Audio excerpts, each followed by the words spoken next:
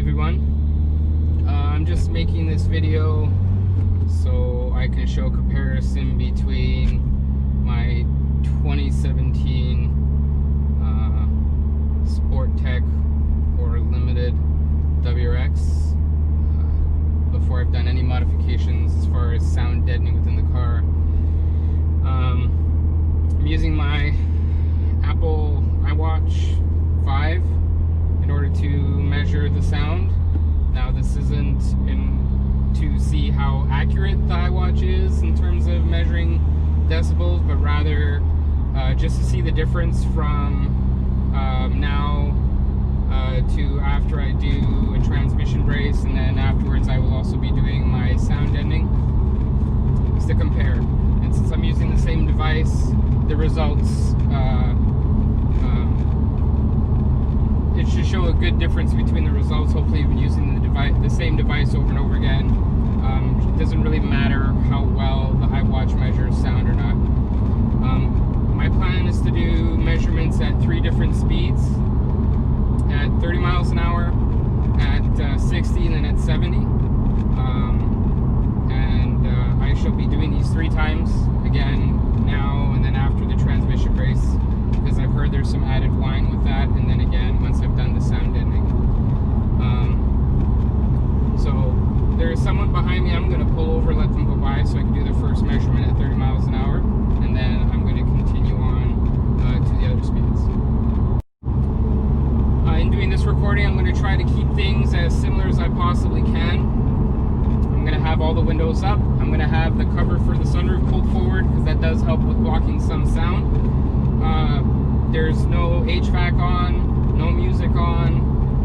Just trying to do everything as possible to keep sound to a minimum inside the car, other than the noise of the engine, transmission, drivetrain, whatever, as well as road noise coming through the vehicle. I can't do anything on the noise coming through the windows, but my goal is to try to reduce the sound coming up through the floor, hopefully the roof, and through the back as well. The plan is to try to use cruise control as much as possible to be able to control the revs and everything. So right now I am doing 30 miles an hour. I'm going to stop talking and see what we get here.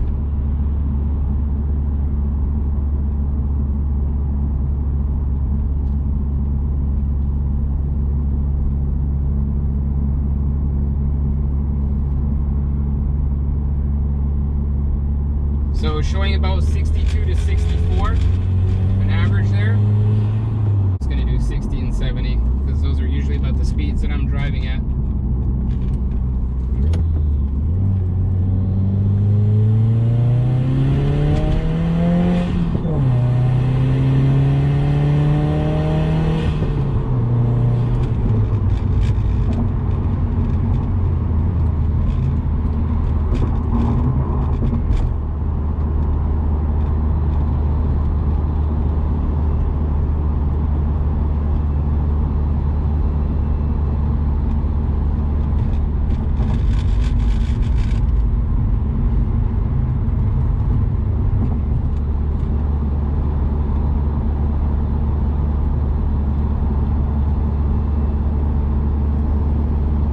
It's about 69, 70. I'm going to speed up to 70, and we'll see what difference it gives us here in a moment.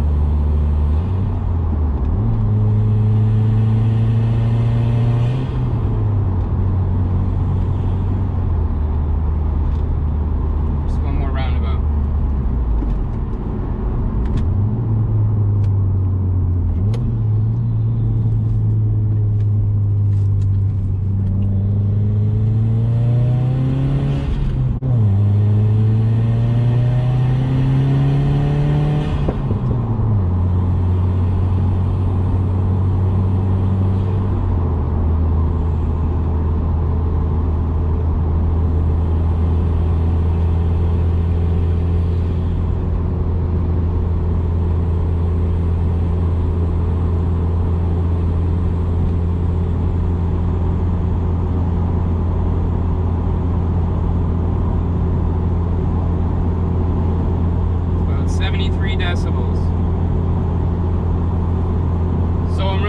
forward to see the change it makes once I do the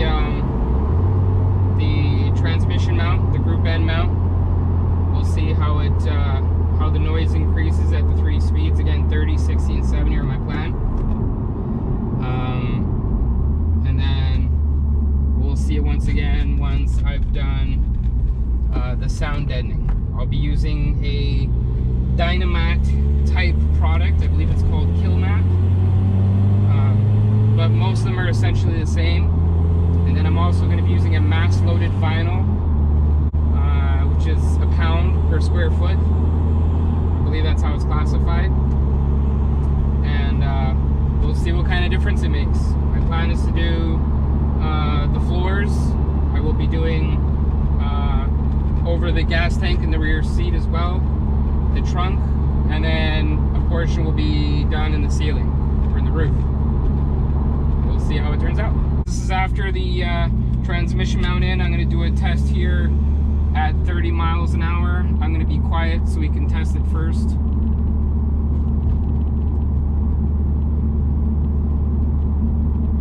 So I'm getting 63 to 64 decibels.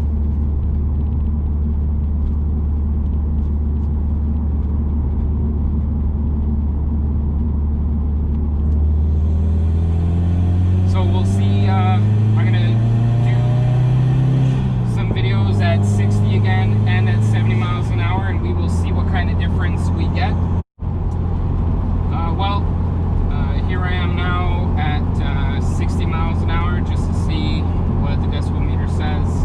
I'm gonna be quiet, read it off my watch. This is after the transmission mount, again, just to reiterate.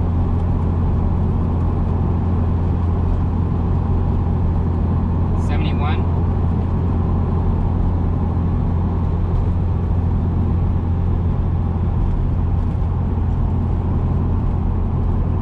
So 69 to 71 decibels at 60 miles an hour. Here we are at 70 miles an hour. Again, this is on the same roads that I did this earlier without the transmission mount.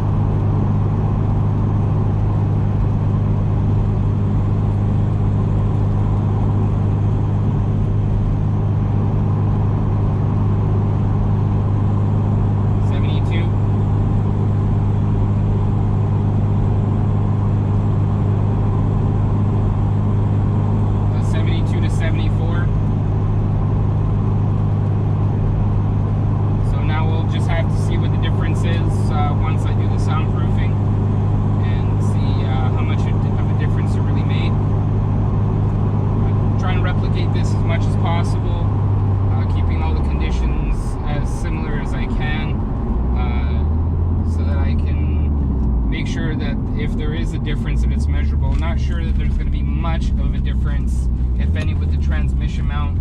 I do feel a little bit more vibration within the pedals and the floor of the car,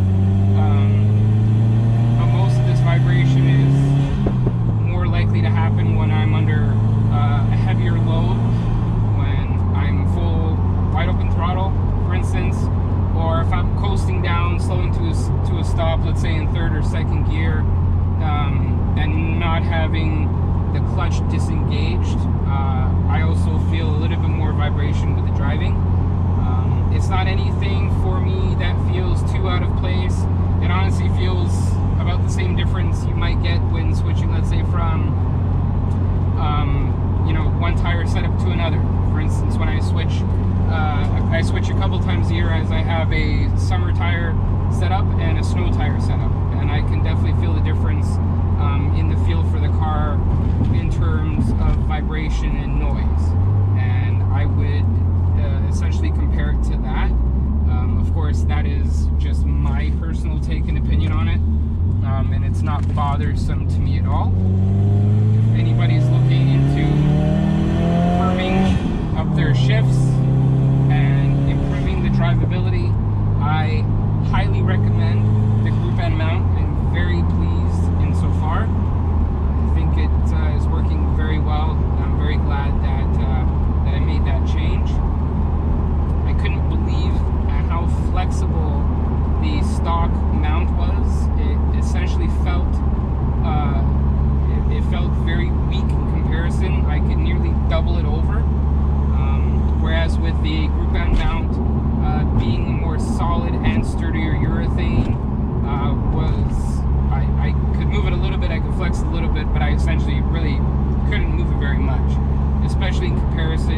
stock one, which felt flimsy, to be honest. Exactly what I did in terms of coverage for the Killmat or Dynamat stuff, the product there. You see a couple of extra little pieces there that my 6-year-old wanted to help me put. So right here and here, but that's not really was the plan. So with some reading that I had done online, I realized that oftentimes less is more with this stuff, because sometimes people just put way too much of it, and at a certain point there's no more benefit to adding more. Once you cover a certain percentage of the body panels, you have all the effect that you need in terms of absorbing vibrations. I just put my driver's seat back in because I'm not going to finish it all today. I still have the mass load of vinyl to put in tomorrow, so that's just rough put in so I can get it out of the garage. So I'm just borrowing the space. But anyways, I just wanted you guys to see in terms of coverage. The driver's side is essentially the same what you see here. Also here on the back, just some here underneath the rear seats, and a couple of pieces up on top of these removable panels above the fuel tank, because those are pretty hollow sounding.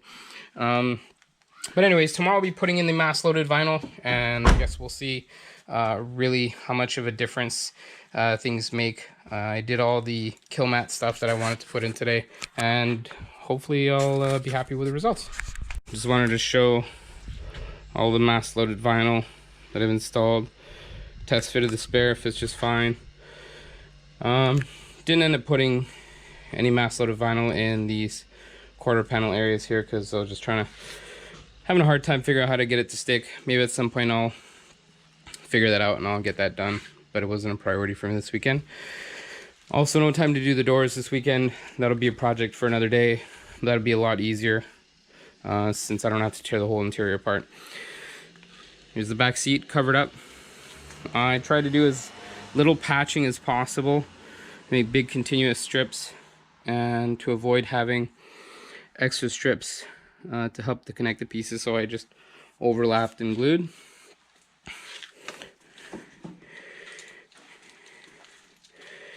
Here's the front seat. As you can see, this flap here is loose, but that should be held back once I get the carpet and the center console put in, so I'm not too concerned about that. Doesn't necessarily need to be pretty, just needs to have as much coverage as possible. I did unbolt the e-brake mechanism, both the e-brake itself and this guide here in the back. Unbolted all that so I could get coverage underneath as much as possible on that drive shaft channel there. Driver's side looks essentially the same. Just to give an idea though for you guys. Alright everyone, I'm just going to do a quick test here going at 30 miles an hour. This is after I've installed the Dynamat or Killmat type material, as well as the mass loaded vinyl. So I'm going to be doing my 3 tests here on this road at 30, then 60, then 70 miles an hour. So I'm going to be quiet now and see exactly what I'm at.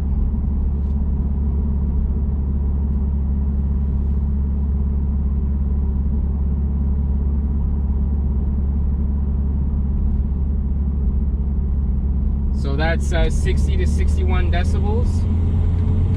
So here's our test at 60 miles an hour. This is the same stretch of road before, again after the mass load vinyl and the Killmat. I'm just going to go quiet here right after the bridge because it's a little bit noisier. I want to be on the same stretch of road here.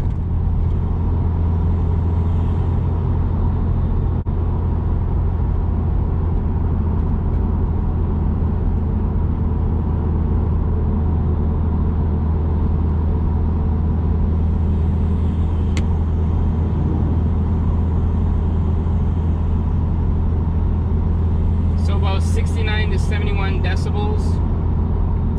Might have been a mile or two under there in terms of speed. I'm not using my cruise control today because I have a check light right now and it's not letting me use it, which is not a big deal. Mile per hour or two isn't really going to make that much of a difference.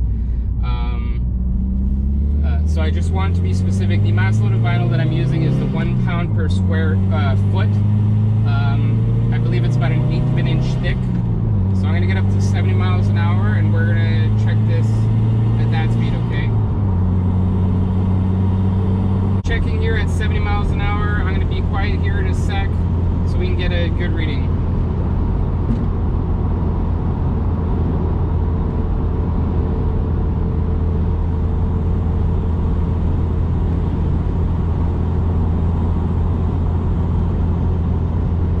Alright, as you can see, that was between 70 and 72 decibels. I'm gonna have to go home and take a look at the numbers again, but I believe that is a decent improvement, probably by at least a few decibels. I will double check when I get home and review the video from the last time. So apologize, my video froze while I was doing my impressions on that last one. I just wanted to say that my initial impressions is that things definitely feel quieter. I'm going to double check the videos just to see exactly how much of a difference it made, and I'll compile everything for the end of the video. But I definitely feel like there was a difference. If at the very least I noticed that the noise coming up from below is much less. The funny thing is that since I've quieted things down below, I do notice the noise coming through the doors more, and I haven't had a chance to do the doors yet. I'm hoping to do that within the next couple of weeks. And once I do those, I will do one more video testing for any differences and see how much of a change there was before and after. But even with what I've done so far, it definitely feels like there's been some improvement, so I'm really happy about that. Alright everybody, I've gotten all the soundproofing done on the interior of the vehicle. I just finished doing the doors. This is the last check at the different speeds. So here's at 30 miles an hour. Let's see what I get in third gear.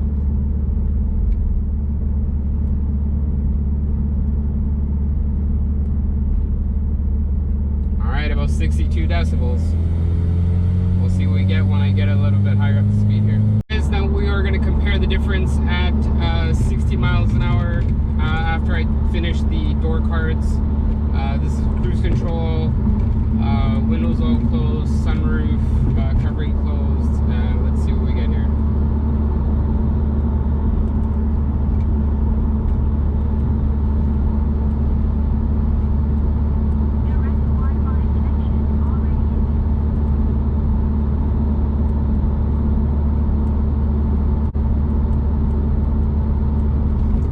So it looks like that's an average about 69, 70 decibels.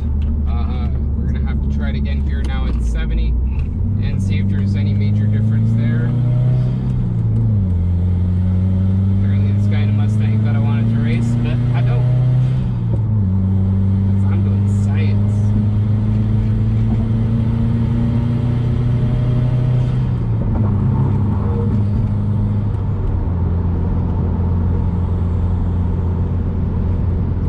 Alright, so now we are on cruise control at about 70 miles an hour. I'm going to be quiet here once I get over this rough patch and see what we get.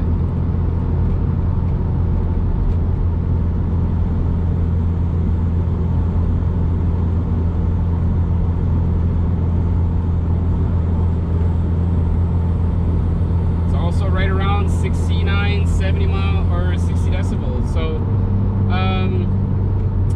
if I remember correctly from when I reviewed these last, that looks like an improvement about anywhere from 3 to 5 decibels on average.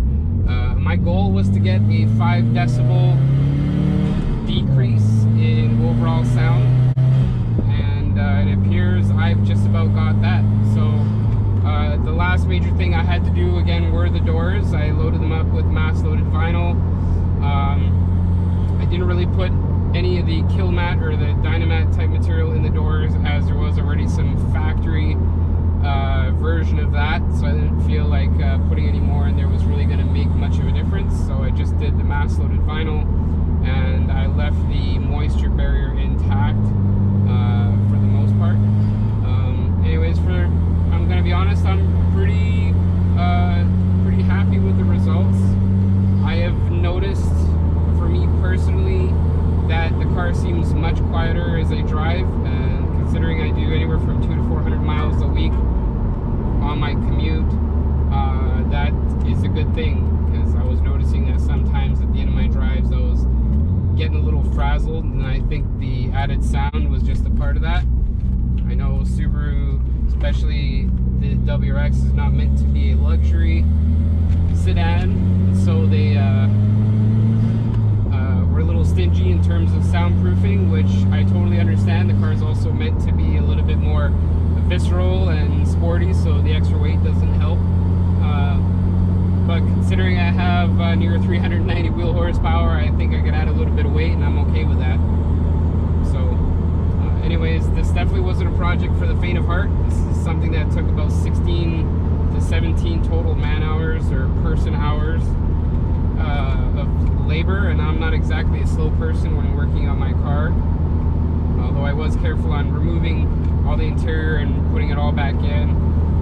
The actual application of the products, I did it as quickly and as efficiently as possible, even mirroring each side, including the doors. Whenever I cut something, I would check it against the other side to see if I could use what I already cut as a stencil, and I did that a lot. So that helped to cut down on time.